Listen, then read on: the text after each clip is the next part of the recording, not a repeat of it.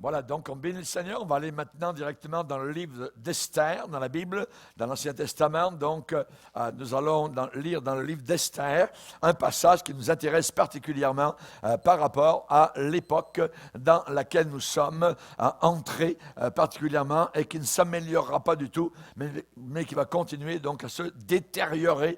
Plus les mois passent, plus les années passent. Et nous savons que quand on voit de telles choses, le Seigneur a dit, relevez la tête parce que votre délivrance approche. Donc, il y a un rapprochement avec notre départ de la terre. Amen. Et vous savez que toute l'Église, la véritable, attend Jésus-Christ dans la parousie, dans l'enlèvement de l'Église, un enlèvement soudain qui va arriver et qui va étonner le monde qui vivra ces choses-là.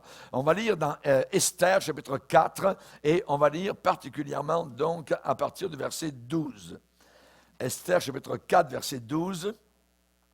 Lorsque les paroles d'Esther eurent été rapportées à Mardochée, Mardochée fit répondre à Esther, « Ne t'imagine pas que tu échapperas seul d'entre tous les Juifs, parce que tu es dans la maison du roi. Car si tu te tais maintenant, le secours et la délivrance surgiront d'autre part pour les Juifs, et toi et la maison de ton père, vous périrez. Et qui sait si ce n'est pas pour un temps comme celui-ci que tu es parvenu au royaume, à la royauté. » Seigneur, nous te bénissons pour l'exemple d'Esther.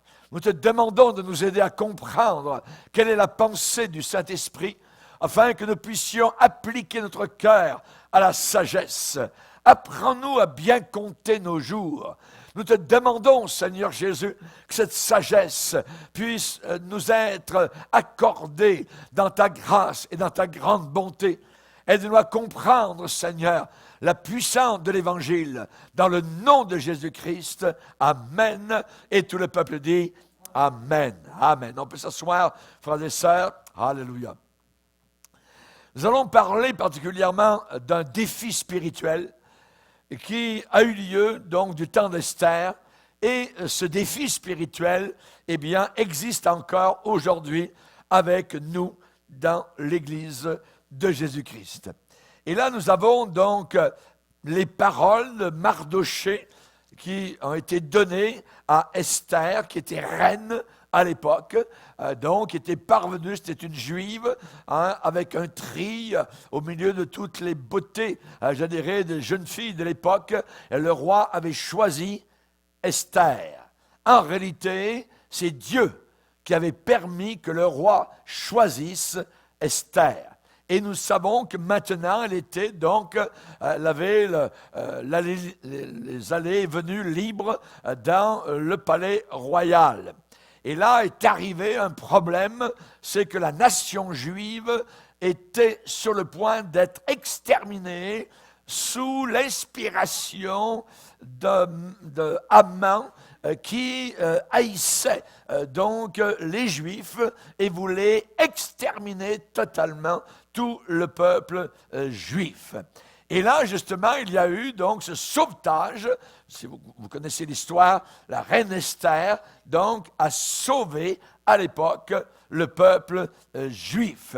Et là, nous allons regarder particulièrement, donc, parce qu'il y a des leçons à prendre dans les paroles que Mardochée a données à Esther.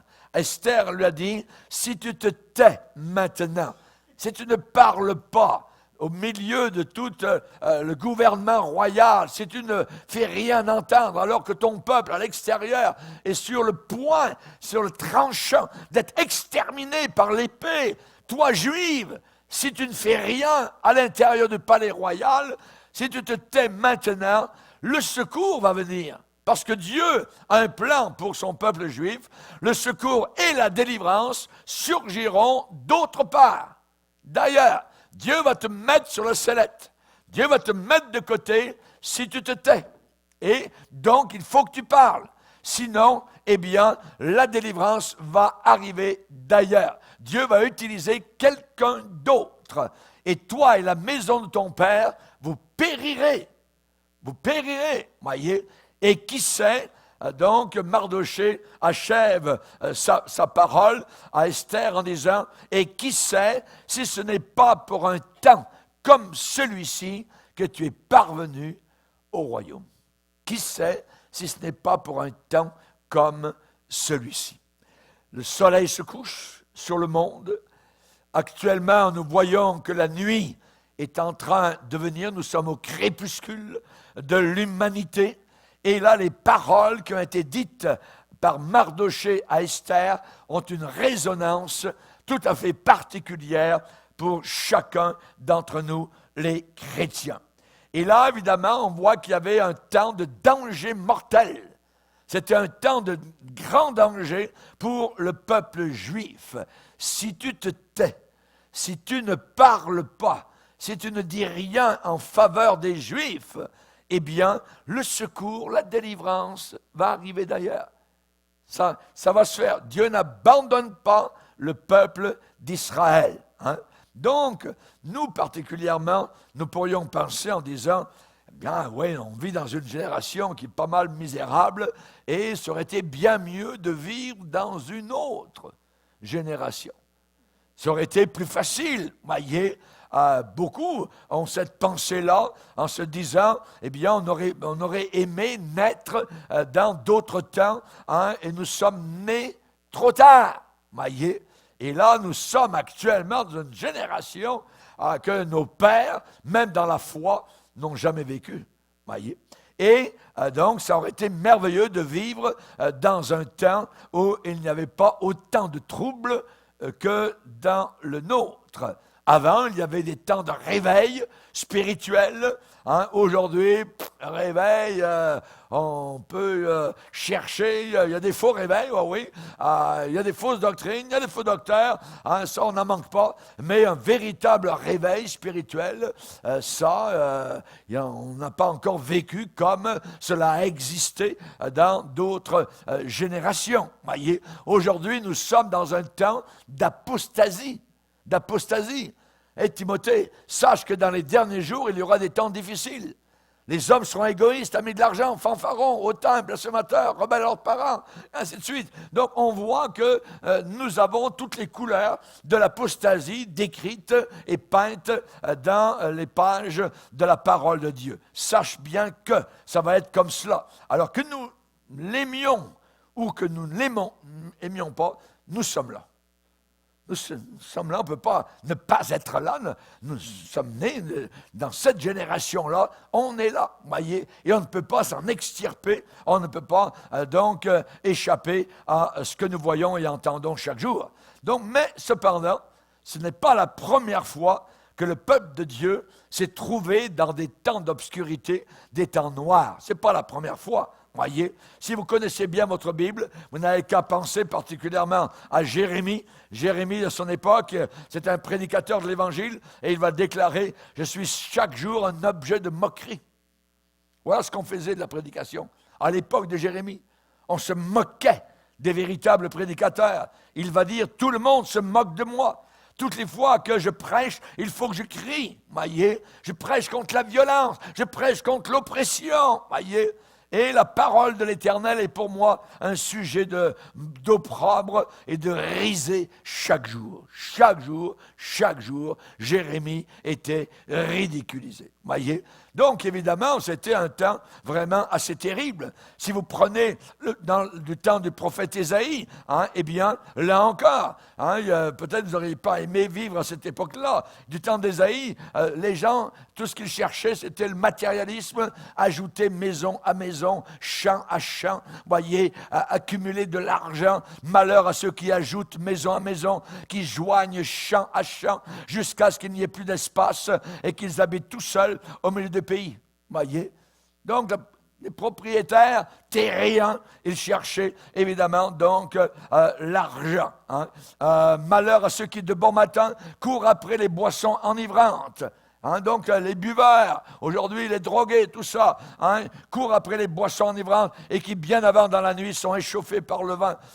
On parle de harpe, de luth, de tambourin, de flûte, le vin qui anime leur festin. Donc, c'est la nuit, c'est rave party. Comme vous avez pu le voir en Israël, à 6 heures du matin, 6h30, ils sont à moitié drogués, ils dansent encore sous l'œil bienveillant de qui? D'une idole, Bouddha. Une grosse idole était là, voyez, en Israël, une idole semblable, voyez, inimaginable, voyez. La Bible dit, malheur à ceux qui appellent le mal bien. Du temps d'Ésaïe. Du temps d'Ésaïe, on appelait le mal bien, et le mal était bien, voyez. Ceux qui changent les ténèbres en lumière et qui changent la lumière en ténèbres, qui changent l'amertume en douceur et qui changent la douceur en amertume. Malheur à ceux qui ont de la bravoure pour boire du vin, fumer du pot, ainsi de suite, prendre de la drogue. Malheureux, voyez. Ils justifient le coupable pour de l'argent, pour un cadeau, dans les cours de justice à l'époque, voyez. Donc, je ne sais pas si vous auriez aimé vivre à cette époque-là, que ce soit Jérémie, que ce soit Ésaïe, eh bien, vous pouvez aller du côté de Amos, particulièrement, eh bien, lui aussi, il a dû vivre des choses assez particulières et assez terribles dans le prophète Amos. Que dit-il? Eh bien, il va déclarer les caractéristiques de sa propre génération, et c'est pas très, très beau. Particulièrement, il va dire dans Amos chapitre 7 et au verset 10, ce prédicateur de la parole de Dieu, tout ce qu'il entendait, le pays ne peut pas supporter tes paroles. Va prêcher ailleurs. Sors du pays. Voyez, c'est ce qu'on disait à Amos, le prédicateur. Donc, c'était toute une génération. Si vous prenez du temps de Malachie, le dernier, je dirais, prophète, avant qu'il n'y ait 400 ans qui se passent sans qu'il y ait silence complet, silence radio pendant 4 siècles entre l'Ancien Testament et Jean-Baptiste. Imaginez. Et comment était cette dernière génération dans Malachie?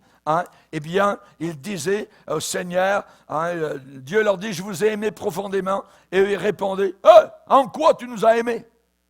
Vous voyez, ils se moquaient de Dieu littéralement. En quoi t'avons-nous profané? Et ainsi de suite. Et le Seigneur va dire, vous n'écoutez pas, vous ne prenez pas à cœur de donner gloire à mon nom. Alors je vais envoyer parmi vous la malédiction et je maudirai vos bénédictions. Je détruirai vos semences et je vous jetterai des excréments au visage. Prends ça. Ça, c'est Dieu. Imaginez. Donc, on voit que ce n'était pas très intéressant de vivre dans de telles générations. Quand vous pensez à l'apôtre Paul, c'était des idoles partout. Arrivé à Athènes, il voit toutes ces idoles, tous ces dieux, ces déesses, tout ça. Il dit que son cœur s'irrite dans son cœur de voir cette ville remplie d'idoles. Et pourtant, il a planté le drapeau de l'Évangile dans ce milieu-là. Si on parle de Noé, alors c'est la terre entière contre lui, imaginez. Toute la terre. Et évidemment, si vous pensez à Joseph, dans l'Ancien Testament, alors lui vivait évidemment dans un temps terrible, jusqu'à ce que la femme du patron veuille abuser de lui, parce qu'elle le considérait comme un animal, simplement un esclave. Donc, nous avons des leçons de l'histoire, voyez. Ce n'est pas la première fois que le peuple de Dieu se trouve dans des temps obscurs, dans des temps véritablement donc de grande obscurité spirituelle. Et là, une des leçons donc de l'histoire, c'est que malgré l'époque dans laquelle nous sommes, Dieu s'est toujours réservé un peuple pour l'occasion. Et un peuple fidèle, un peuple qui l'aime, un peuple petit, heureux petit troupeau, parce que Dieu a trouvé digne de vous donner le royaume. Et qui sait si ce n'est pas pour un temps comme celui-ci que nous sommes parvenus au royaume. C'est pour un temps comme le nôtre. Dieu a dit, tu vas naître dans cette époque. Tu vas naître à l'époque dans laquelle tu es pour que tu sois un témoin. Pour que tu témoignes de moi. Ne te tais pas. Alléluia. Gloire au Seigneur. Pourquoi? Eh bien, parce que Dieu se sert des hommes. Dieu utilise des hommes. On sait particulièrement que lorsque Paul, ce persécuteur de l'Église, s'est trouvé à la fin de ces 3 jours où il était bouleversé, aveugle, dans une maison à Damas, dans la rue appelée la Droite, là, quelque part dans un appartement, là, il était allongé. Ça fait 3 jours qu'il ne mange pas et qu'il ne boit rien du tout. Il est totalement bouleversé. Il vient d'entendre parler celui qu'il persécute et qu'il croyait mort. Je suis Jésus que tu persécutes. Rappelez-vous. Et il est là donc, et qui va venir? Qui va venir? Qui va être utilisé? Vous voyez, Ananias. Ananias. Dieu va lui parler, lui dire, tu vas aller dans telle rue à Damas. Dieu connaît toutes les rues de nos villes. Ouais. Il connaît donc le nom de la rue qu'on appelle la Droite. Et dans tel endroit, dans tel appartement, il y a un homme qui s'appelle Saul de Tarse. Ah, Saul de Tarse, mais non, Seigneur, pas lui. Voyez, il tue tes enfants, il les met en prison. Voyez. Et j'ai appris tout le mal qu'il fait partout où il passe. Il détruit les églises, ainsi de suite. Voyez. Et le Seigneur dit, tu vas aller rencontrer ce bonhomme-là, ce monsieur-là, parce que je l'ai choisi. Je l'ai choisi et il va porter mon nom aux extrémités de la terre, jusque devant des rois, et je vais lui montrer tout ce qu'il devra souffrir pour mon nom. Ça va être mon apôtre. Qui Dieu a utilisé? Ananias. Un homme disponible. Peut-être le pasteur d'une jeune église à Damas, en Syrie, et là, il va aller selon les ordres du Seigneur et lui dire, Saul, mon frère. Mon frère. Il est capable de lui dire mon frère. Voyez? Donc, on voit particulièrement que Dieu utilise les hommes. Mais ce Paul, qui va le présenter aux chrétiens? Les chrétiens ne le croiront pas. Un homme va l'aider à se présenter devant les chrétiens, Barnabas. Barnabas, appelé le fils de la consolation. Un homme rempli du Saint-Esprit, un homme rempli du Consolateur. Et il présente avec Paul qui est à côté de lui aux chrétiens dans l'assemblée là à Damas en disant « N'ayez pas peur de lui ». Tout le monde tremblait devant cet homme-là. Voyez, il est converti. Il est converti. Voyez. Et Barnabas, utilisé par le Seigneur, fils de la consolation, un consolateur rempli du consolateur, va présenter cet homme et lui dire, n'ayez pas peur. Il est vraiment, oui, il est vraiment au Seigneur. Il est converti. Alléluia. Et on a besoin de ces Ananias. On a besoin de ces Barnabas. Alléluia. Et Mardoché, dans l'histoire d'Esther, c'est l'oncle d'Esther, cette jeune reine. Mardoché avait vu juste par l'esprit prophétique, par le Saint-Esprit. Et Esther est devenue un instrument de délivrance. Pas pour un homme, mais pour tout le peuple d'Israël, donc, qui était supposé être tué. Esther, instrument de délivrance, placé là où elle était, dans un temps de très grand danger. Et Dieu veut aussi se servir de toi, parce que tu as été placé là où tu es, pour un temps comme celui-ci, pour un temps comme le nôtre. Pourquoi sommes-nous sauvés? Nous sommes sauvés, on l'a dit, on va le redire encore, on est sauvés pour servir. Nous sommes des serviteurs de Dieu, des servantes de Dieu. Nous sommes là pour servir. Nous sommes dans le royaume de Dieu aujourd'hui parce que Dieu se sert des hommes. Il utilise les hommes. Dieu a utilisé 2 jeunes gens à Oslo, en Norvège, en 1965, pour venir parler à un petit jeune homme qui s'appelait Raymond Bourgier. Dieu les a utilisés. Alléluia. Au ciel, je pense qu'ils auront ma récompense. Ils auront la récompense de ces hommes qui ont été sauvés au travers de 50 ans de ministère et plus. Voyez? Parce qu'ils sont venus, ils ont obéi. Ils revenaient me parler de Jésus régulièrement, quasiment tous les jours. Je les avais là, et viens Raymond, on va parler de Jésus. Ouais, c'est fatigant. Vous voyez, mais merci Seigneur. Dieu les a utilisés. Et Dieu t'utilise. Amen. Dieu veut t'utiliser. Comment cela? Eh bien aussi, il faut prier. Parce que la prière fervente du juste a une grande efficacité. Élie est un exemple de l'Ancien Testament, mais qui est cité dans le Nouveau Testament. Et il n'y a pas eu de pluie dans le pays pendant 3 ans et demi. Simplement parce que Élie était un homme de prière. Alléluia. Gloire au Seigneur. Et Élie était un seul homme qui travaillait avec Dieu. Un seul. Hein? Et la Bible déclare que nous devons être irréprochables et purs au milieu d'une génération perverse et corrompue, au milieu de laquelle vous brillez comme des flambeaux dans le monde, portant l'évangile de gloire. Alléluia, alléluia. Que Dieu soit glorifié. Les prières des croyants peuvent ouvrir des prisons.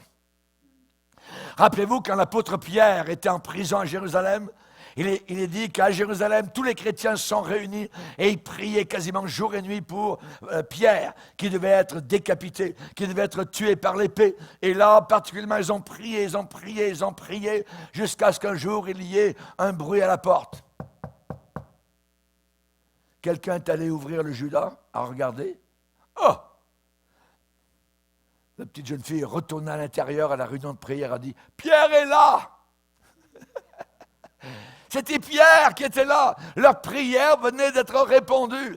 Et eux, à l'intérieur, lui ont dit à la jeune fille « Tu es folle. » Mais leur prière avait été entendue au ciel. Comment la prière passe, par quel point géographique, on s'en fout. Ça passe au travers. Alors, on prie, et ton Père qui est là, dans le lieu secret, te le rendra. Alors, on prie. On cherche la face de Dieu. Alléluia. Les prières des croyants sont capables d'ouvrir des prisons. Pierre est sorti de la prison. Un ange a été envoyé du ciel, l'a secoué. Habille-toi. Sors. Il est sorti à la première porte, deuxième, troisième, il s'est retrouvé en pleine rue et il s'est pincé en disant « Est-ce que je vis un rêve ou est-ce que c'est une réalité ?» Tellement c'était puissant. Parce que les chrétiens priaient. Les chrétiens priaient. Dieu a délivré. Amen. Gloire au Seigneur. L'apôtre Paul disait exactement cela, que Dieu se servait des hommes. Servait des hommes. Dans Philémon, au chapitre 1er, verset 22, l'apôtre Paul a écrit une lettre à Philémon dans une prison. Il était en prison, Paul, à Rome. Savez-vous ce qu'il dit dans la lettre? Il est en prison. Il lui dit, « Prépare-moi un logement, parce que j'espère vous être rendu. Grâce à vos prières. » Je vais sortir de prison parce que vous allez prier. Et Paul dit, Philémon, prépare-moi un logement. Parce qu'il savait, peut-être par parole de connaissance, je ne sais pas, mais il savait que les prières des chrétiens allaient lui apporter la délivrance de son emprisonnement. Merci Seigneur. Prépare-moi un logement, car j'espère vous être rendu grâce à vos prières. Grâce à vos prières. Alléluia. Les prières des croyants sont puissantes. Puissantes. Alléluia. Et Dieu ne se sert pas toujours de gens prééminents, de gens, je dirais, connus, reconnus, talentueux. Le Seigneur est capable de se servir d'une petite jeune fille, rappelez-vous, avec l'histoire de Naaman. Un grand chef d'armée qui a été guéri par le Seigneur d'une lèpre qui était en train de le ronger par tout le corps. Et voilà que simplement une petite servante a témoigné à sa maîtresse. Elle était servante. Elle a témoigné. « Madame, vous avez l'air bien triste. » « Ah, je ne peux pas le dire à personne, mais à toi, je vais te le dire. Mon mari est lépreux. » « Ah ouais. Naaman est lépreux, madame. » « Oui, il est lépreux, il va bientôt mourir, tout ça. Personne ne le sait dans le pays, tout ça. C'est le colonel 5 étoiles dans tout le pays de Syrie, tout ça. Ah ouais. Mais s'il allait en Israël, on a un Dieu et on a des hommes de Dieu. Et s'il allait en Israël, certainement que l'homme de Dieu le guérirait. Elle a témoigné. Donc, elle parle de Jésus, elle parle du Sauveur, elle parle de Dieu. Voyez. Et vous connaissez la suite de l'histoire. Dieu se sert de personnes, parfois de jeunes gens, parfois d'adolescents, parfois de vieillards, par n'importe qui. Le Seigneur va utiliser ceux qui sont disponibles. Disponibles.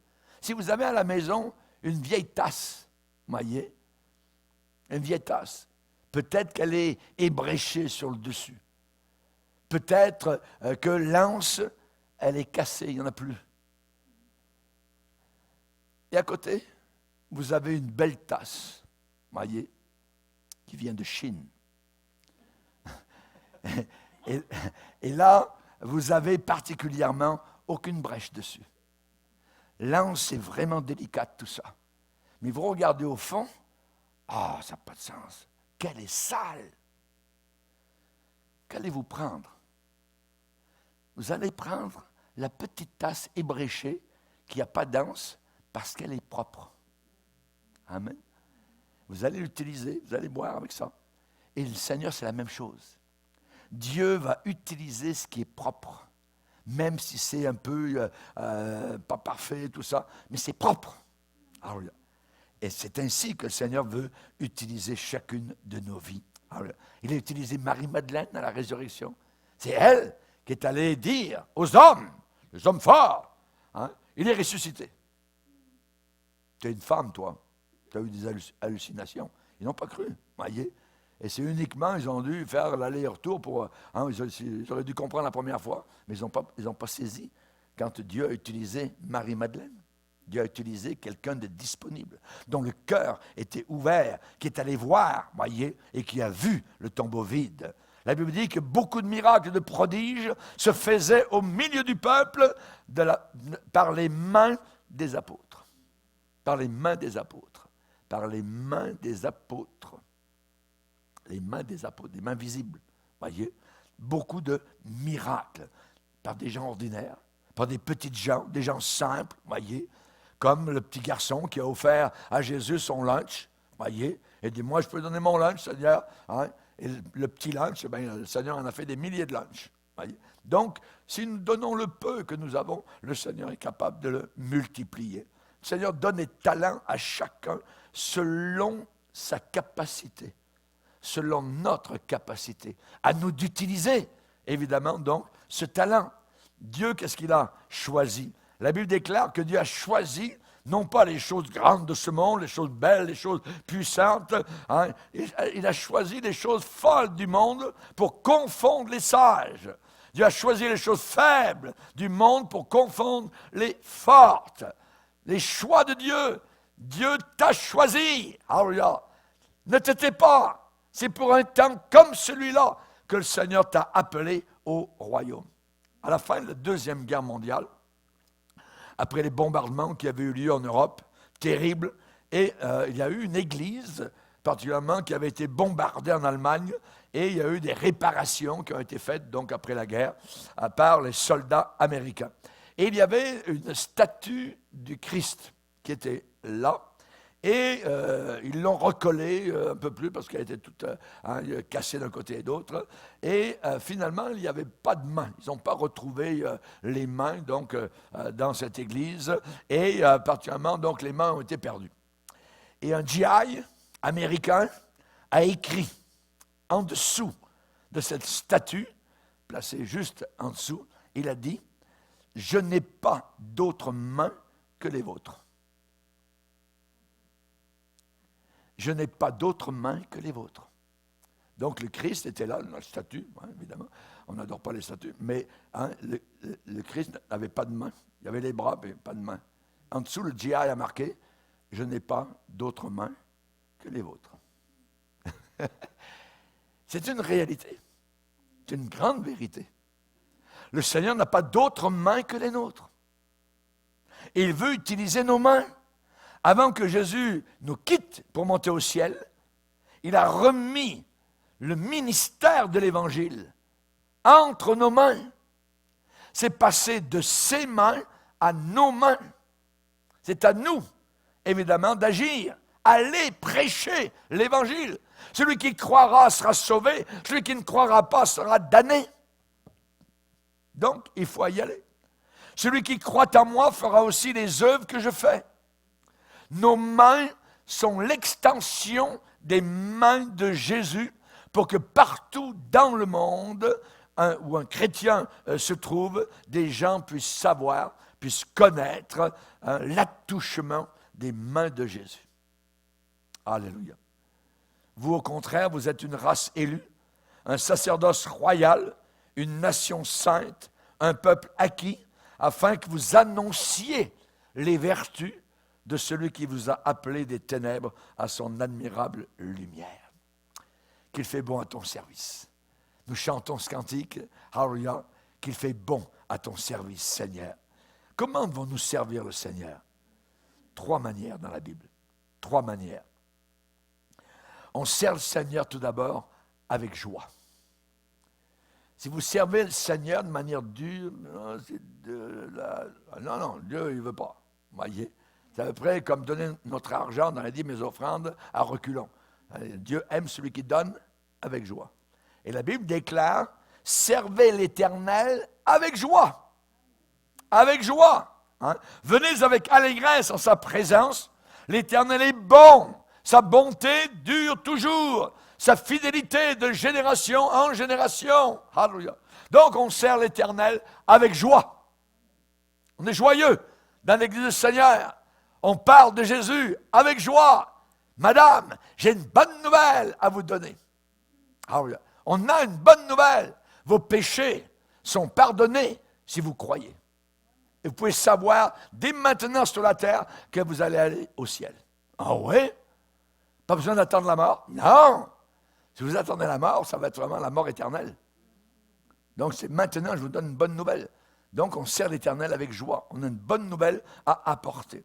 Ensuite, il faut servir le Seigneur avec une conscience pure. Conscience pure, voyez? Servir Dieu avec une conscience impure, ça ne marche pas. On tombe dans le pharisianisme, on tombe dans l'hypocrisie, on tombe dans la religiosité. La Bible déclare, c'est l'apôtre Paul qui dit cela, l'Éternel que je sers avec une conscience pure. Avec une conscience pure. C'est-à-dire qu'il faut toujours mettre nos comptes en règle avec le Seigneur. On ne peut pas servir le Seigneur avec une conscience impure. Et au psaume 2, eh bien, la Bible dit que nous devons servir le Seigneur avec crainte.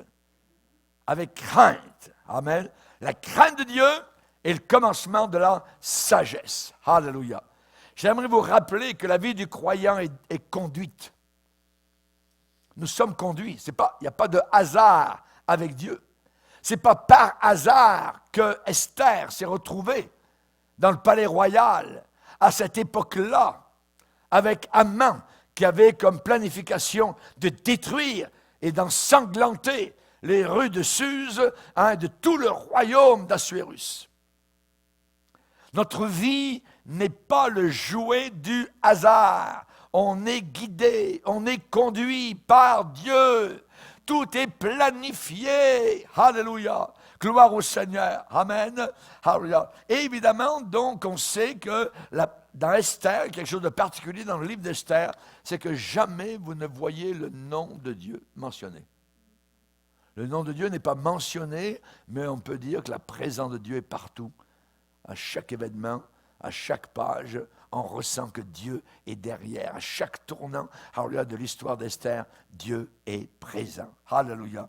Esther faisait partie d'un grand plan divin. Elle ne le savait pas.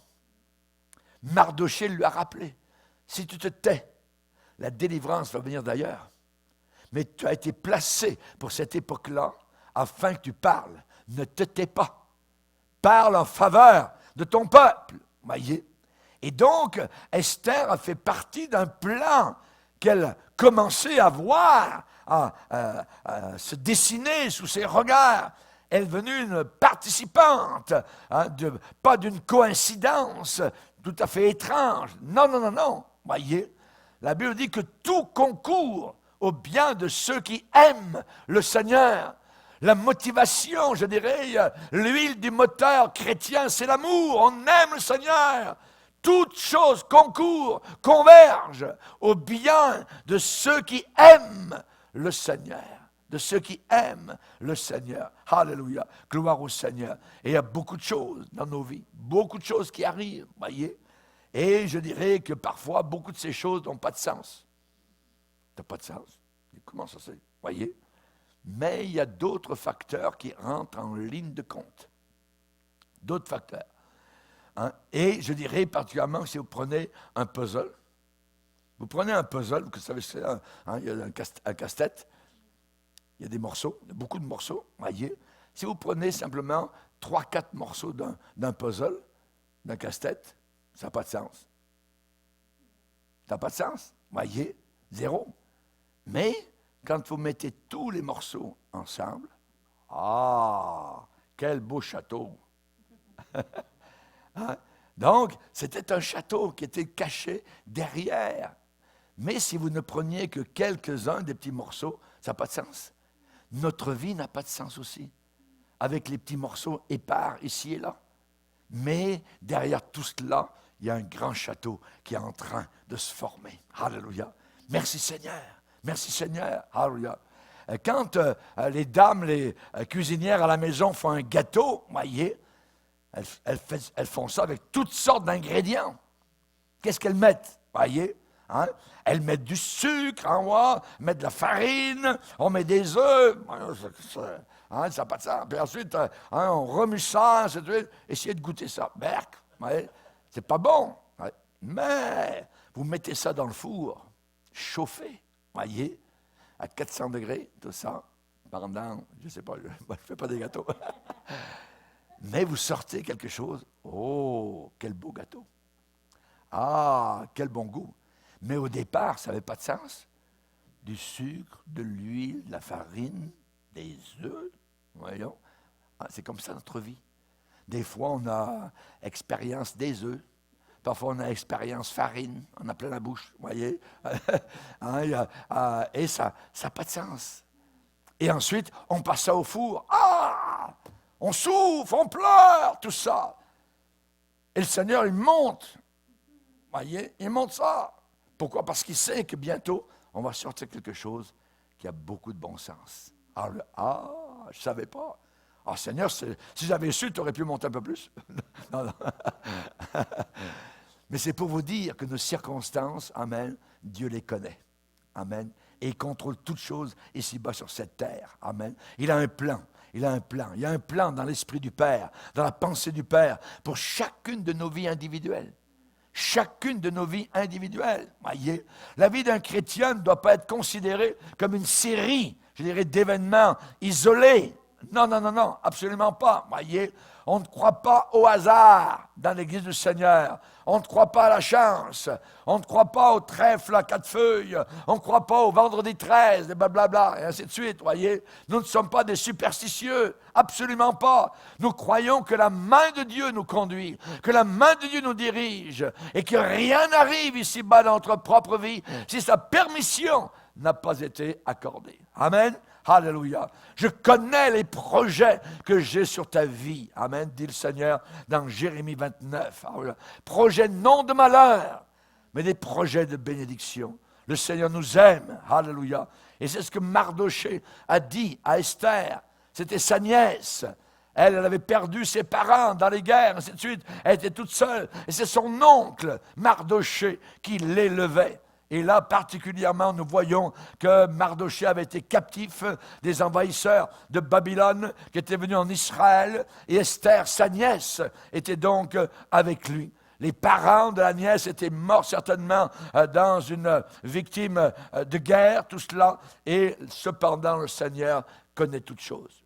Il sera notre guide jusqu'à la mort. Il sera notre guide jusqu'à la mort.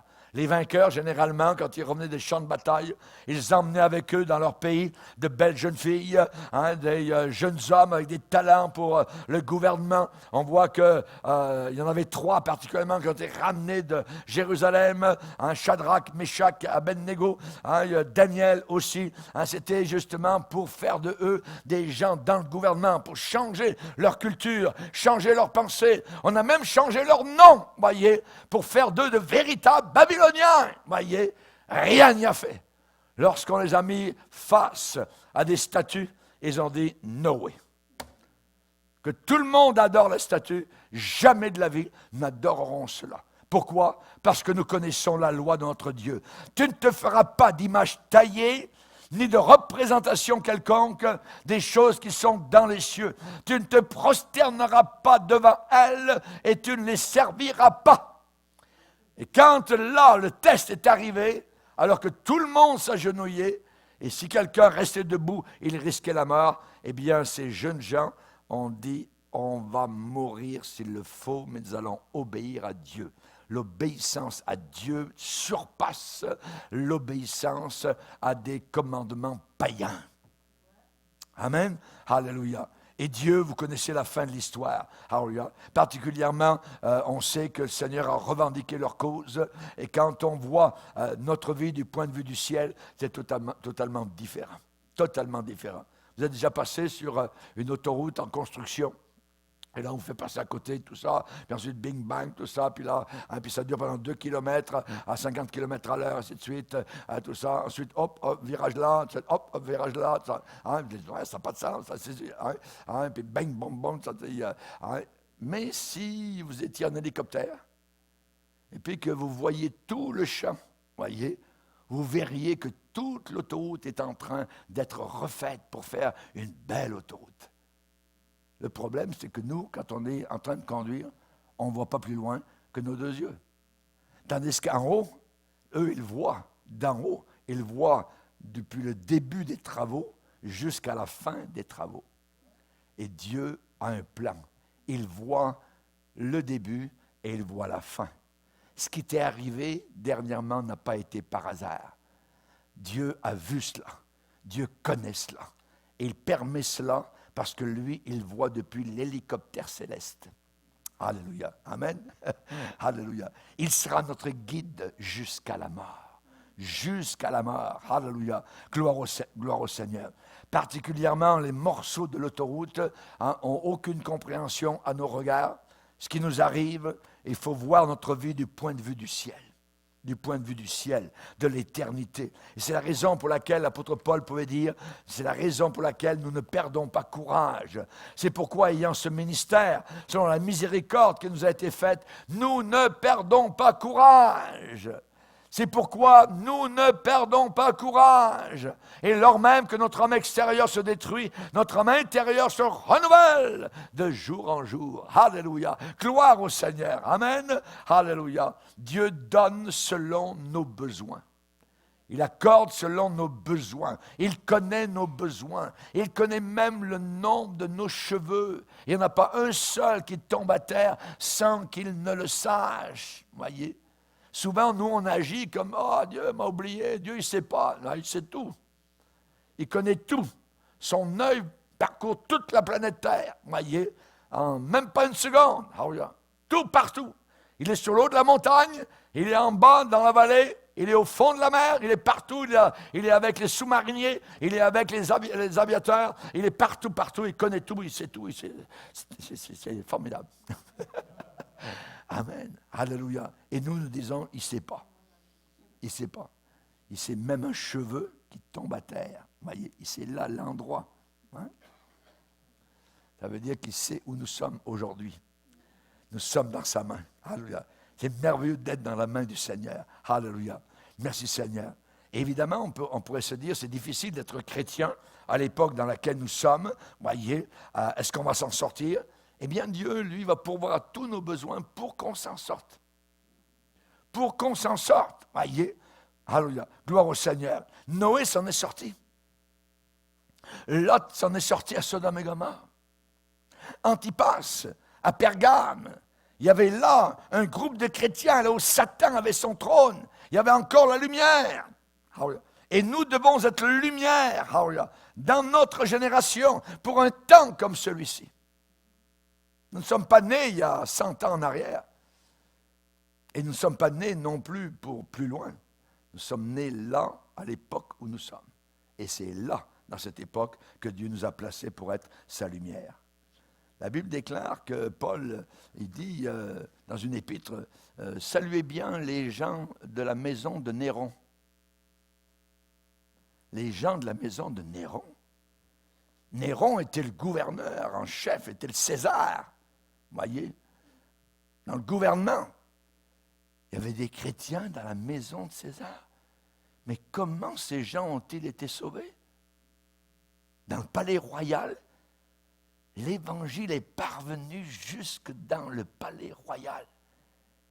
Et des gardes, des gouverneurs, des soldats de Néron ont été sauvés. Je vais vous dire comment ils ont été sauvés. Quand vous avez un prisonnier à qui est attaché un soldat, jour et nuit, tous les 4 heures, il y a un autre soldat qui vient.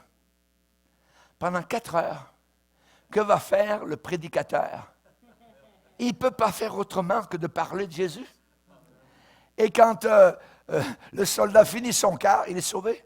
Un autre vient. Ah oui, et il va lui parler aussi de Jésus. Et il va accepter le Seigneur. Et il va ensuite vivre dans la maison de Néron. Saluer les chrétiens qui sont dans la maison de Néron. Gloire à Dieu. Partout l'Évangile peut être prêché. Partout. Jusque dans les lieux les plus obscurs, les plus ténébreux, dans les sommets du gouvernement ou dans les plus bas des rues de nos métropoles. Merci Seigneur. Noé a été enfermé dans l'arche. Enfermé, quasiment littéralement, jusqu'à ce que le sol devienne de nouveau sec. Ça a duré des mois et des mois. Mais il est resté dans l'arche. Et l'arche, c'est vrai, a pu être ballottée d'un côté et d'autre par la tempête. Mais la sécurité se trouvait en restant à l'intérieur. En restant à l'intérieur. Et pour nous, notre sécurité, c'est de rester à l'intérieur de l'Église, à l'intérieur de l'Évangile, à l'intérieur de la foi. Alléluia. Jusqu'à la fin, même s'il y a des ballottements, même si la tempête est là, même s'il se passe des choses à l'extérieur inimaginables, on reste avec Jésus-Christ. Alléluia. Nous ne goûterons jamais les fruits de la victoire si nous n'agissons pas bien chaque fois que c'est dur. Il faut agir bien quand c'est dur, voyez. Vous savez qu'un jour dans la tempête, alors que l'apôtre Paul était à bord, il y avait environ 300 personnes sur le bateau. Il y en a qui ont dit, parce qu'ils ont soupçonné qu'ils arrivaient proches d'un rivage. Il y en a qui ont été à l'arrière pour couper les cordages qui retenaient une embarcation de sauvetage. Ils voulaient s'en aller. Ils voulaient quitter le navire qui était à la dérive. Qu'est-ce que l'apôtre a dit? Hey, là-bas, vous! Si vous ne restez pas sur le navire, vous allez être perdus. Si vous ne restez pas sur le navire, vous allez être perdus. C'est la même chose pour nous aujourd'hui. Si ces hommes ne restent pas dans le navire, vous ne pouvez pas être sauvés. Il faut rester jusqu'à la fin avec Jésus. Daniel, à Babylone, interdit d'adorer qui que ce soit d'autre que le roi. Interdit d'adorer personne d'autre que le roi Nebuchadnezzar. Qu'est-ce qu'il fait? Qu'est-ce qu'il va faire? La Bible dit 3 fois par jour, comme il le faisait auparavant, Daniel se mettait à genoux et offrait un sacrifice d'action de grâce en louant, en bénissant son Dieu. Il a fait fi totalement de ce que le gouvernement Nebuchadnezzar disait. Il préférait obéir à Dieu. Interdit d'adorer Dieu. C'est là où Satan pousse, jusqu'à la prière, jusqu'à notre foi, je dirais, au noyau de notre foi. La prière. Interdit de prier. Vous voyez comment Satan a du front? Daniel, il n'est pas question. Moi, je vais prier mon Dieu comme je le faisais auparavant. Ça veut dire que Daniel ne s'est pas préparé le jour où ce décret est arrivé en disant « Oh, qu'est-ce que je fais là ?» Non, il était déjà prêt. Parce qu'auparavant, ça faisait longtemps, des mois, des années, tous les jours, 3 fois. 3 fois par jour, à genoux devant Dieu. Et quand est arrivé le test, il a continué. Il était au milieu des lions. Mais les lions sont devenus des petits agneaux par la puissance de Dieu. Parce qu'il a honoré Dieu. il a honoré le Seigneur. Alléluia. J'aime l'homme, la femme, dont les convictions n'ont pas changé lorsque la pression du monde arrive. Ça ne change pas. Ça reste. Voyez, ça, c'est quelque chose de formidable. Et là, je dirais, quand il y a de nouveaux péchés, quand il y a de nouvelles pensées, de nouvelles philosophies, l'homme vrai, l'homme authentique, va continuer à servir Dieu comme il le faisait auparavant. Amen. Alléluia. À Daniel, il a été reconnu à Babylone qu'il avait un esprit supérieur. Il a eu des compétiteurs qui l'ont haï parce qu'il avait en lui un esprit supérieur. Et nous, les chrétiens, nous avons en nous un esprit supérieur. Et au groupe de prière, ce matin, je citais dans le psaume 119, où il est dit « Combien j'aime ta loi, elle est tout le jour l'objet de ma méditation. Tes commandements me rendent plus sage que mes ennemis. Ta parole me rend plus sage que mes ennemis. Je les ai toujours avec moi. Je suis plus instruit que tous mes maîtres, parce que ta parole est l'objet de ma méditation. J'ai plus d'intelligence que les vieillards. Je n'ai pas besoin d'arriver à 100 ans pour avoir la sagesse. Non, j'ai ta sagesse à toi, Seigneur. Et je suis plus intelligent que les vieillards, parce que j'obéis à ta parole. Et je la mets en pratique. Daniel mettait en pratique la parole de Dieu, il la méditait, il la connaissait, il y obéissait, et les païens ont dit, en lui, il y a un esprit supérieur. Alléluia. Il faut que les païens reconnaissent que nous avons quelque chose qu'ils n'ont pas, quelque chose de supérieur. Et Esther, elle a pris sa vie entre ses propres mains. Alléluia. Et elle a jeûné pendant 3 jours. Elle a cherché la face de Dieu. Elle est allée vers le roi. Elle est allée au risque de sa vie. Même l'épouse du roi ne pouvait pas arriver devant le roi quand elle le voulait, quand elle le désirait. Il fallait qu'elle soit demandée. Elle a dit, je vais risquer ma vie. Si elle allait devant le roi, sans être demandée, c'était la mort. Soldat, envoyez cette femme en prison. Avant sa mort. La loi des Mèdes et des Perses était irrévocable. Et elle a dit, je vais aller vers le roi. Je vais tout lui expliquer. Comment mon peuple, moi juive, je vais parler au roi, alors que Haman est en train de comploter pour faire tuer des milliers de juifs partout dans le royaume. Elle a jeûné. Elle a prié, est arrivée pâlotte, pâle comme un drap blanc, devant le roi. Elle s'est avancée. Et qu'est-ce qu'elle a vu? Le roi a pris son sceptre et l'a tendu vers Esther. Et Esther est arrivée, tremblante, chancelante, elle a touché le bout du sceptre. Ce qui voulait dire qu'elle était acceptée sans mourir dans la présence du roi. Alléluia. Chers amis, notre Dieu est tout-puissant. Il y a des tests, il y a des épreuves. Alléluia. Mais Dieu se tiendra pour celui qui se tient pour lui. Amen. C'est pour un temps comme celui-ci que Dieu nous a établis, que Dieu nous a amenés à son royaume. Baissons nos têtes et prions. Alléluia. Seigneur, nous voulons t'adorer, nous voulons te glorifier, nous voulons te bénir, car tu nous parles au travers des Écritures. Tu es le Dieu vivant, Seigneur Jésus. Alléluia, nous voulons te glorifier pour ta présence. Merci, Seigneur. Merci de nous faire comprendre que c'est pour notre époque que tu nous as établis. Aide-nous alors, Seigneur, à avoir les principes de Daniel à Babylone. Aide-nous à méditer ta parole, afin que nous ayons cet esprit supérieur, le Saint-Esprit, car celui qui est en nous est plus grand, plus fort, plus puissant que celui qui est dans le monde, Satan, le menteur. Merci Seigneur, merci pour ta grâce, merci pour ton amour, merci pour ton peuple vaillant. Dans le nom puissant de Jésus, nous prions. Amen. Et tout le peuple dit Amen, amen, gloire à Dieu. Alors, levons-nous devant le Seigneur. Amen, on va l'adorer. pour écouter plus de conférences de prédication et d'études bibliques qui ne sont pas disponibles sur YouTube, rendez-vous sur notre site rbmif.org et vous allez accéder à notre menu messages, vidéos, prédications et vous aurez ainsi accès aux messages censurés. Que Dieu vous bénisse.